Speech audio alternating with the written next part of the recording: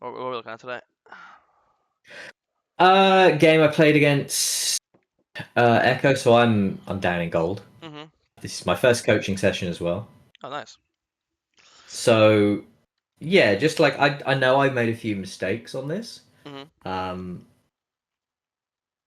it was a really difficult one because our top laner just kind of lost his mind and just ran it down immensely. But I just want to know the things that I could have done better. Like, could I have done more to make this game more winnable? Mm-hmm. Um, was it doing what stuff was I doing wrong, basically?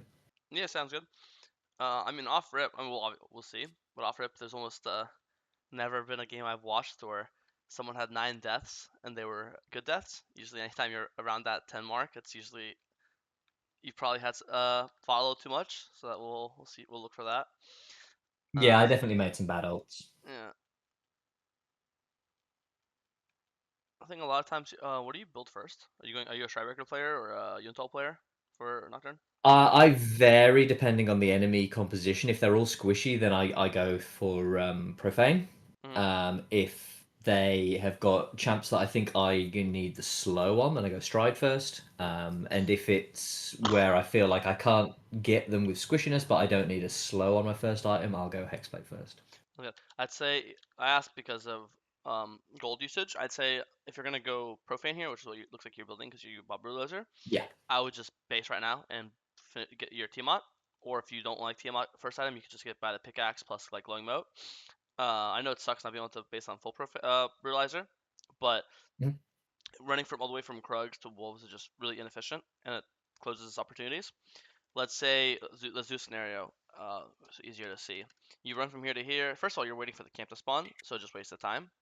Yeah. And then also, as I said, if you buy the the Tiamat or the pickaxe, whatever the components, whatever it be, you're gonna kill this camp way faster. Like let's say this camp took you 15 seconds to kill, you're gonna kill the camp in 10 seconds, right? So you're just saving time.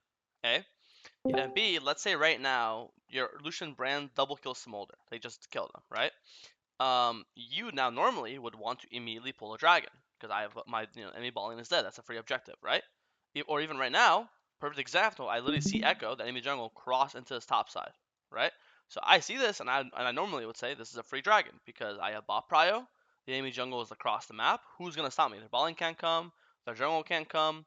I'm just going to immediately pull dragon. But the problem is because you're sitting on this much gold, you can't do dragon because it's going to take you literally 20 lifetimes because you have no items, right?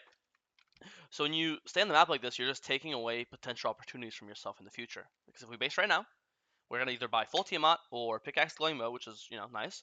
Then you're gonna base, you're gonna get to the wolves before they spawn. You're not gonna be late to them because it takes 8 seconds to base, and it takes 15 seconds to run from fountain to wolves. So you're gonna be there in 23 seconds. We could even round it up and say you'll be there in 25 seconds. And as you can see right now, they spawn in 31. So you're gonna base right now. You'll be there before they spawn, the same way you were here before. But you're gonna kill the wolves faster. You're gonna kill the Gromp faster. And then if there's a fight mid or a fight bot, you'll have the ability to get there, or to fight. Right now you can't because you're too weak with no items. Or if, for example, if you see their jungle randomly go top, or you see your bot lane kills their bot lane, then you'll have the opportunity to do dragon. But here, the opportunity does present itself, but we're simply not able to take it because oh shit, I have too much money, I have to base. See what I mean? Yeah, absolutely. So I guess if I've got the time in between clears to get components and then go to the next set of camps, I should do that. Yeah, I mean a lot of times it depends on proximity, right? Like if you're just finished your Raptors and your Wolves are spawning, then obviously you shouldn't base. You're so close to them. But it's very rare if we ever do like Krugs to Wolves or like Grom to Raptors, any of this like cross map type of shenanigans, So a lot of times there's a thing I always like to say this, like mini. Let's say in this case you were actually waiting for the camp. Let's say imagining a world where the camp's actually up right now. The wolves are already up, right? And by us basing after Krugs and running here, it's obviously you're obviously gonna get there later than if you went from Krugs to wolves, right? So funny enough, we did a stopwatch, and we timed it. Let's say right now wolves are up, and we timed two scenarios. Scenario A, where we just ran from Krugs. Stopwatch right now. Boom, stopwatch on, and we timed it from Krugs to wolves to Gromp, then base. And did a second timer where we just base right now, and then ran to wolves to Gromp. You will finish the Gromp either faster or basically the exact same time in scenario B with the extra items. Because even though there's extra, 10 seconds of walking time, 8 seconds of basing, and then walking from here instead of from here. Because you have the items, you're going to kill the camps faster. That it makes up for the extra walking time. So there's almost no scenario where you should ever cross map because even if the camps are up, the 5 seconds you're killing Grump faster and the 5 seconds you're killing Wolves faster makes up for the extra 10 seconds of 8 seconds of basing and the extra like 5 seconds of walking from Fountain to Wolf. Make sense? So that's why you almost always would base. Yeah. Wolves up, wolves spawning, wolves not up, doesn't matter. You're almost always just basing after. If you have the items, if you have no items, then obviously there's nothing to base for. But in this case, anytime you have over Okay. 1,000 gold, you probably can buy a goodie and base. Does that Okay. So sounds good? if I'm doing a Raptor start, Hmm. and then I should probably do 1.5 clears, do a recall, and then go straight base to the Yeah. other quadrant, and Yeah, then that normally might just go efficient. Raptor would be Raptors, Krugs, red, wolves, Gromp, blue, Raptors, Krugs, base, wolves, Gromp. The only time Okay, makes the sense. reason why I asked you what you're buying is the only time this doesn't apply is some I don't like it, but I know some Nocturne players like to base on BS Sword because some of them like to go Yuntal, right? In this case, that's the one exception where you would greed your base and run from Krugs to here because you didn't have enough money to buy a full BS Sword here, right? That's the one exception. If you really need if you're like low on an item, maybe you missed Crab and you're not able to buy full Tiamat here, and you really want to base on Tiamat. So that's the only exceptions if you really are close to an item. But in this case, all the items you said you buy, Hexplay, Profane, everything you said, Shridebreaker, they all have Tiamat, which you have, or in Hexplay is Tunneler, which you also have, you know? So Yeah, I used to always go back and get a Tiamat, but I like kind of reading discussions in various communities. It seems to be that people think that Tiamat's a bit kind of bait versus Brutalizer because Brutalizer just gives you yeah, more combat I stats. agree. I think Brutalize is better. That's why in this case, it could either be full Tiamat or it'd be like a pickaxe plus a long sword or pickaxe plus a glowing moat. Um, But yeah, because here I think you could normally you right now you'd very easily just start the dragon, and starting the game to a 6 minute dragon is obviously a great way to start the match. Okay, we push this guy out. I would always try to Q them before you E. Like instead of say you start with E, Q and then E, because obviously when you E someone, their instinct's always going to be run away to break the tether, right? So they don't get feared. But if you have Q on them the entire time, don't forget when they're Q'd, you get movement speed, right? So here, Yeah, if you had the extra movement speed, he wouldn't be able to break. He'd have to flash to break this. He could not break this with E. And then he'd be feared right now, and that would be either he's dead or he has to flash, which is a dub either way, because you get a flash advantage or you just get a kill. So don't forget to, and he'd end up dying anyways, nice. But don't forget to Q before Eing. gotcha. Okay, do the crab. Now we're 6. If I was you, I'd clear downwards now and play into dragon. So do you mean skip a camp or No, no, go no, straight to no, Krug's no, no, no. Raptors? This is great. I'll be like, Krugs, red, Raptors, Krugs, red, wolves, Grom, dragon. Like, just clear it down normally. Okay. No point to skip. This is what you're doing right now is great.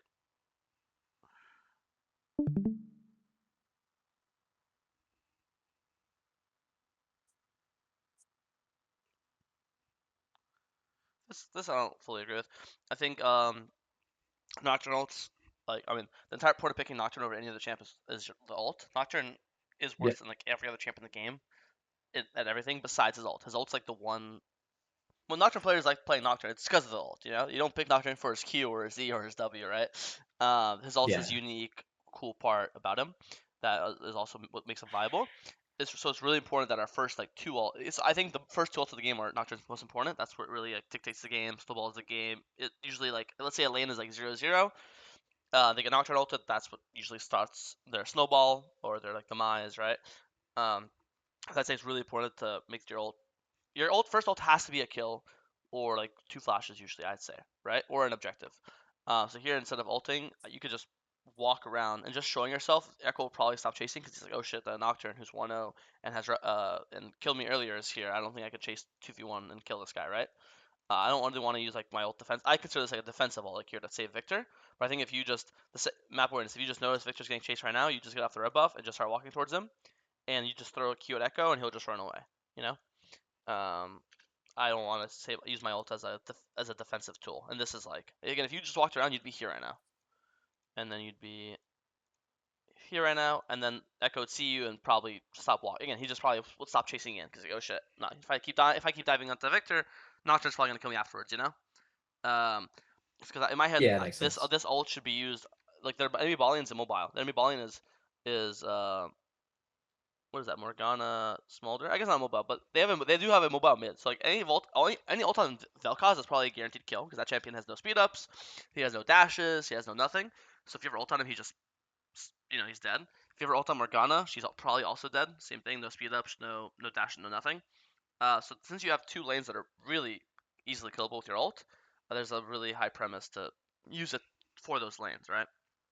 So I don't really. This here is my first death of the game, and it was a mistake because I didn't kind of respect mid and top states. I think I was overconfident with chunking Ekko from that ult earlier. Yeah, and it was barely a chunk. I mean, he's still like funny Yeah, if he comes shows up and he's like actually exact same HP as you. If anything, he's like slightly above you even, right? So yeah. yeah, I think I would just clear down playing the dragon. I think also this entire game, if you look at if you've been noticing the map, you've had bot prio basically the entire game. Even back when I earlier said to do the earlier dragon. So I think, and also in this game, you don't have as much value from grubs because you have like a Malphite, you have a tank, top laner. Usually you have like really good grub value. It'd be like you have a Fiora or a Jax, something like that. Um, Okay, Especially I think some champs prefer grubs over dragon, like junglers. I'd say Nocturne is a champ that really wants to play for dragons. He's like more of a team fighter. Um, okay. so yeah, I think this game I would just, as I said earlier, the plan is just to full clear down, save our ult for mid or bot only, and just play for dragon. So I agree, this is a pretty big first mistake of the game. And here I think you just insta pull it. Like again, your bot lane just killed their bot lane, so you have number advantage, right? Their bot's dead, your bot isn't. If there's a fight here, it's gonna be 4v3. You're gonna have mid AD support jungle, and they're gonna have three. They're only gonna have Vel'Koz Ekko support. And here I know you have no ult, but Ekko also has no ult because he used it in that grub fight, right? Um, so I think you're equal strength.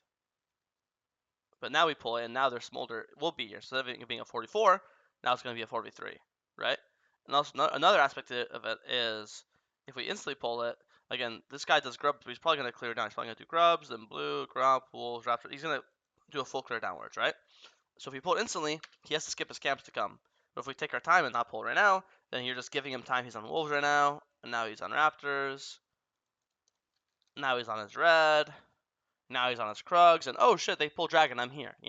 I think that not only did you make it really convenient for the jungle to come, but you're also doing it now when their AD carry is back alive. See, now Smolder's here, so I think you just have to have a sense of when you do any objective, there always has to be anytime you pull an objective early. I always say this: you should be pulling it off based off some sort of advantage, right? Right now, if you pulled it right now, the advantage is that enemy AD carry is dead. When I wanted you to pull at the 6 min mark, it was because the enemy jungle is topside. Um, Now, when you decide to pull it, there is no advantage. The enemy AD carries alive, and the enemy jungle is bot side. There is no, you don't have an ult advantage. Both jungles have ult up. You don't have an item advantage because you died. You guys probably have around the same items.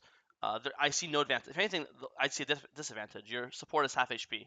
Their bot lane is full HP because when they obviously when they die and they respawn, you respawn full HP, full mana.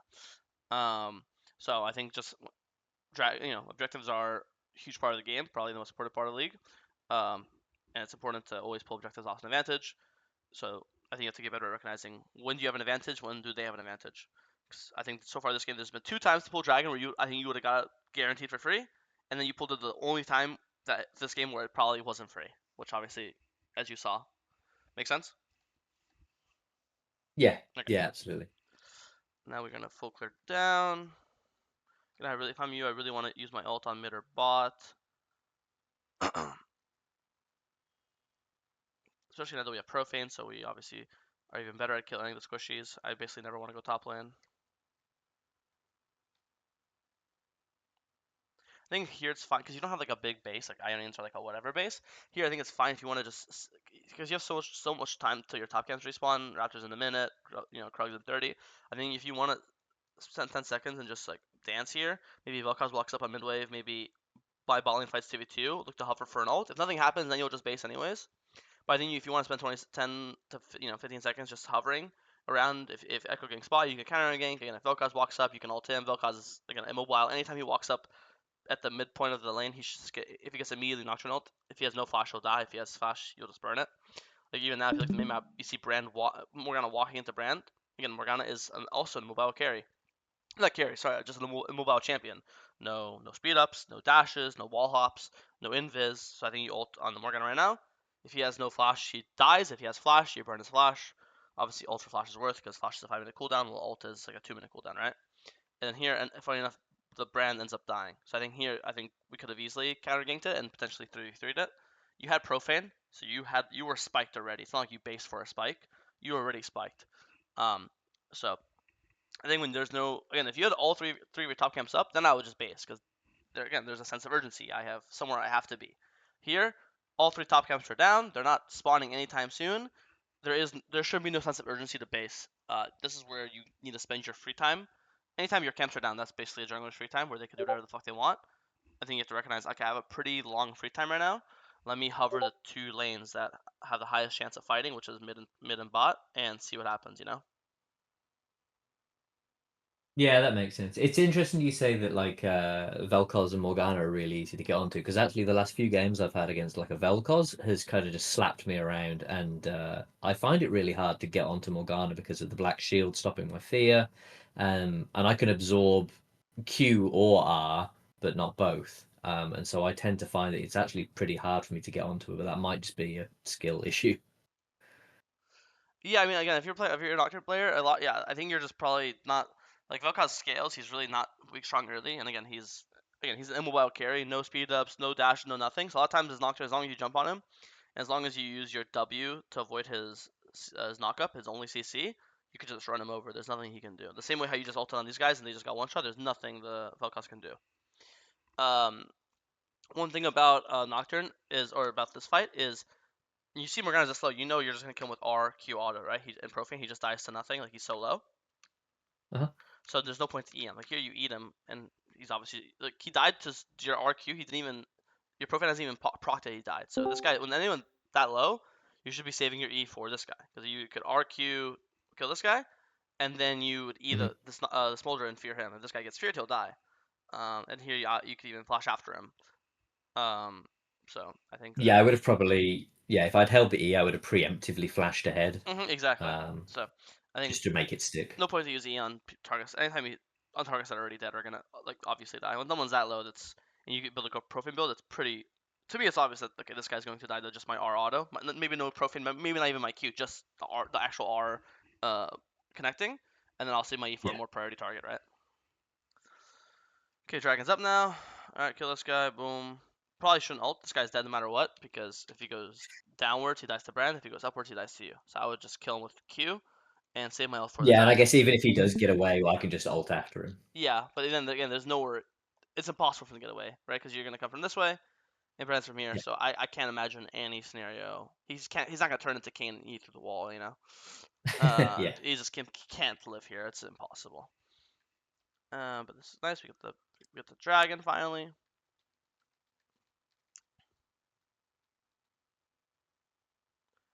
I think this is a big waste of time. And he's if you want to come help him, like maybe throw a Q or something, that's one thing. But again, I think this game we really want to be only ulting the Vel'Koz, especially because you want build this build. If you were like the Hexblade or the Stridebreaker or the Cleaver, like some sort of bruiser item, sure. This is not the guy you're good at killing, right? We want full lethality, where we want to kill the squishies, having the squishies.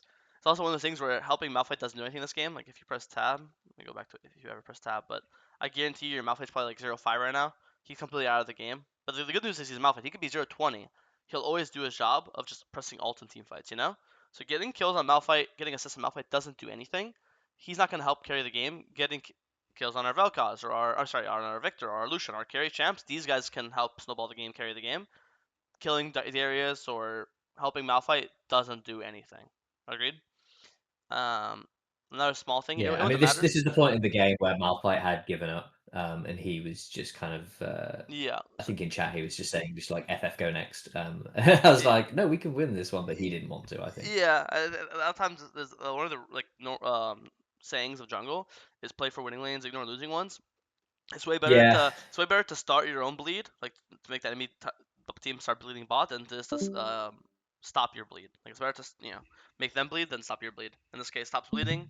Let's make sure. Like I always say, if you have a 0-10 top, it's fine. Let's try to make their bot lane 0-10. That's how you should view it, you know. And funny enough, in this case, while you're ulting top here, if you look minimap, your bot lane's fighting to the death bot lane. So imagine instead of being here, we would be pathing down. Lucian's fighting. instead of ulting here, we'd ult Smolder, Morgana, and you see every single time you've ulted bot this game, it was a kill, right? You killed the Morgana one time, you killed the Smolder the other time. Every ult bot is just they'll just get one shot, right? Now, especially now that you have your level ult, so I think just identifying the lanes that you have to play for. One easy, an easier way to tell or to like know that is by pressing tab. I notice you don't press tab very much.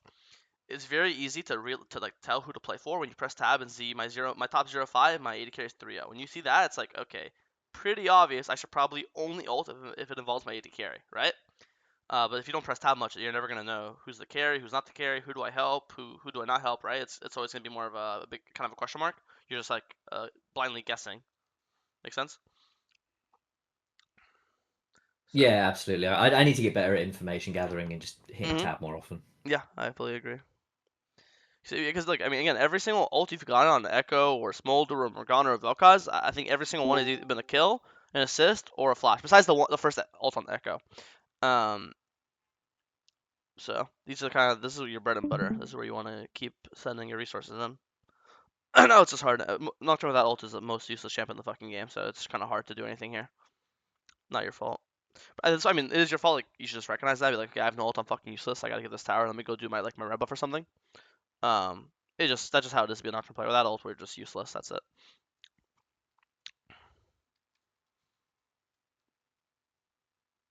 Okay, got 1K. This actually worked. Nice.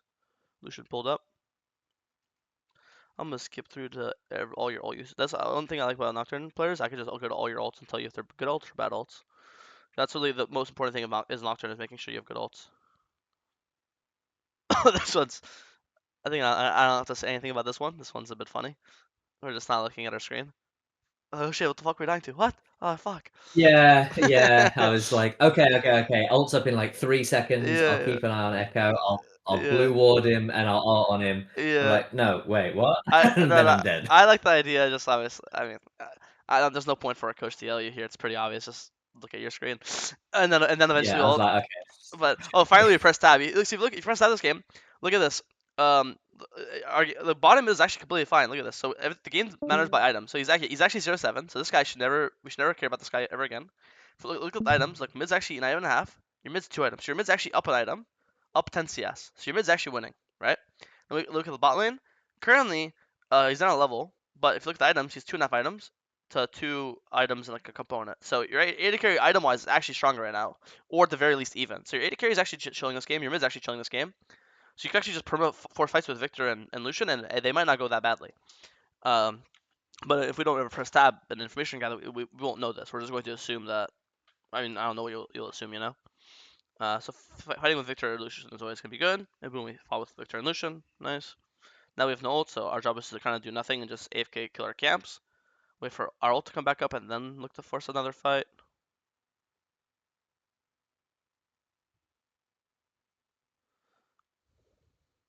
So it's not that Ekko's a bad target per se, but if we were compare, let's say Ekko to Morgana, Smolder, Vel'Koz, right? And we compared all three of those champs. Morgana, no dash, no way to go over walls. Vel'Koz, no dash, no way to go over walls. Morgana, no speed up. Vel'Koz, no speed up. Ekko, obviously he has his ult, he just used it, so it's fine. But then even then, he still has a Z which can go over walls and can be used as a dash, right? So even then, I think obviously this was close. He almost died. But I think if you have like in your head like a priority list of the easiest people to kill, the people with no dashes, another term is just immobile, are always going to be atop the list. Because obviously you didn't see because you're super tunnel vision on the Ekko. But if we had ult for Morgana right now, she's just dead no matter what, right? She doesn't have the option to E over the wall the same way this Ekko did, right? Um, Still pretty close, but just something to think about. Same with Smolder. Smolder does have a flying ability technically, but it's a really long cooldown, and they usually use it while fighting. So, okay, we have a lot of money based on Hexblade. Watch the fight. But at this point, the game is pretty over. We're just trying our best to, get some kills and get some picks. But objectively, it's pretty hard to come back when obviously, especially when your teammate just kind of gives up, right? I think especially as a jungler, 90% of our like outreach or our influence is in the early game, really trying to snowball through our lanes. And I think we already messed up at that part, like using our first ult on Ekko, not really getting anything out of it. That one time we went top and died. Um, these small little, obviously I think the big one that comes to me is like the dragon. Like we could have got dragon in 6 minutes. Instead, we died on grubs, and then we could have still done the dragon again at the 9 minute mark, and then we didn't pull it, and then pulled it a minute later, and then our bot lane died trying to fight it, right? So I think if your things is, obviously it's first dragon, trying to identify to only pull dragons off an advantage, and that was or pull sorry any objectives off an advantage. You didn't have one at grubs, and then when you did pull it at dragon, you didn't have one at dragon again either. So identifying advantages is a big one, and then also ult usage, really trying to make sure you're ulting Immowell's early, Squishy's early, people with no flashes or people with no dashes, trying to just play for your winning lanes or your close lanes and ignoring the losing ones. Um, this is actually closer than I thought. I think you honestly just have to save your W for his ult. That's it. Um, because actually this is closer than I thought it was gonna be. But I think that's the only way to win this is you make sure to always save your ult for a W for his ult. Um, but all those what's it called? Not tips is a funny word. And all that makes sense to you? Like all the, I guess like the checklist of to stuff to like work on or to focus on for your future games is Yeah, yeah, absolutely. the objectives off advantages and make sure you're playing off lanes that are either winning or lanes that are at least gankable. I think top is the lane you should have avoided the most this game. And I don't think there's a single time this game you ulted Vel'Koz on mid, but I think again if you think about it, if you just when you ult on him when he's pushing, there's nothing he can do to stop you from just running him down, right? You saw yourself do it to like Yeah, Morgana this game, and you could have done the same thing to Vel'Koz, but obviously Vel'Koz is higher priority because I think your Victor was the one doing the best in lane. Um, and obviously Victor's a carry. I mean, sorry, Vel'Koz is a carry while Morgana just a support. So, but yeah, I think obviously once one of your teammates gives up, it's pretty impossible to win. Anything in this game I didn't go over that you want to look at or talk about? Any questions at all?